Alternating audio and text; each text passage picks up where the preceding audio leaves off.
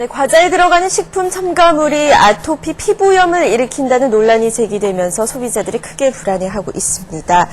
소비가 아무래도 많이 줄었죠? 네, 그렇습니다. 할인점을 조사를 해봤더니 대략 10% 정도 줄어든 것으로 나타났습니다. 이에 따라서 식약청이 조사에 나섰습니다. 그런데 문제는 있습니다. 식약청 조사가 결과를 내놓기까지는 상당한 시간이 걸릴 것으로 예상이 되고 있습니다. 결국 소비자들의 불안을 불식시키기에는 한계가 있다, 이렇게 봐야 될 것 같습니다. 김경희 기자가 보도합니다. 최근 주부들이 큰 고민에 빠졌습니다. 과자가 아토피 피부염을 일으킨다는 논란이 한창인 지금 과연 아이에게 과자를 사줘야 하는지 난감하다고 말합니다. 아직 성분을 확실히 모르니까 찜찜한 건 있어도 그냥 손이 가요. 많이 찾아요. 여기가 과자 맛을 알아가지고. 아토피는 없는데 아토피가 없는 애들도 계속 먹이게 되면 어찌 됐든 안 좋으니까 웬만하면 안 먹으려고요. 유해성에 대한 우려가 커지면서 과자류 매출도 크게 줄었습니다.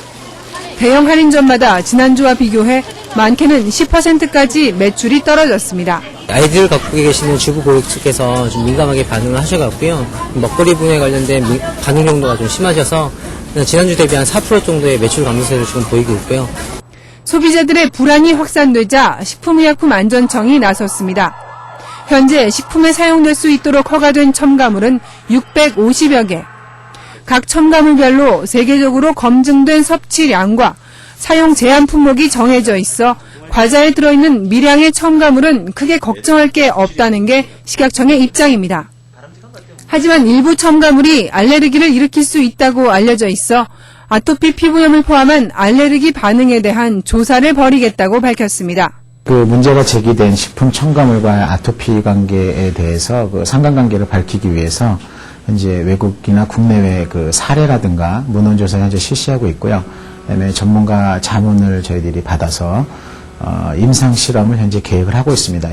식약청은 색소나 MSG 같은 첨가물이 아토피를 유발하는 것으로 확인될 경우 제품 포장지에 이를 표기하는 방안을 검토하고 있습니다. 아토피와 첨가물과의 직접적인 연관관계가 밝혀진다면 제품에 그 아토피나 알레르기를 유발할 수 있는 가능성이 있다는 그런 경고 문구를 표시하는 그런 표시제도 개선 방안도 강구해 볼 수 있을 것으로 생각됩니다. 또 오는 9월부터는 가공식품에 들어간 첨가물을 모두 포장지에 표기하도록 의무화하겠다고 밝혔습니다. 그러나 첨가물의 유해성에 대한 조사 결과가 나오기까지는 상당한 시일이 걸릴 것으로 예상됩니다. 정식으로 연구를 진행한다면 최소 4, 5개월은 걸릴 전망입니다. 식품 전문가들은 최종 결과가 나오기 전에라도 아토피 증상이 없는 일반인들은 전혀 걱정하지 않아도 된다고 말합니다. 안전성이 확보된 그 범위 안에서만 사용하기 때문에 아토피라든가 특별한 그 알레르기 반응이 없는 일반인들은 법에서 정한 규정 범위 내에서 먹으면 아무 이상이 없습니다. 하지만 첨가물이 특이 체질 사람들에겐 알레르기 반응을 유발할 수 있다는 해외 보고가 있는 만큼 아토피 환자의 경우엔 과자 섭취에 주의를 기울여야 한다고 조언합니다. 본인으로서 그 과자를 먹고 알레르기 반응을 일으켰다고 하면은 전문가와 또는 그 의사와 상의해가지고 그것에 대한 정확한 진단을 받은 후에 그러한 것이 들어있는 음식물은 피하시면 되겠습니다. 그러나 오는 9월부터 시행되는 새로운 식품 표시 기준도 첨가물이 좀 더 구체적으로 표기될 뿐 모든 첨가물이 표기되는 것은 아니어서 아토피 환자들이 섭취를 피하는 데는 한계가 있다는 지적이 나오고 있습니다.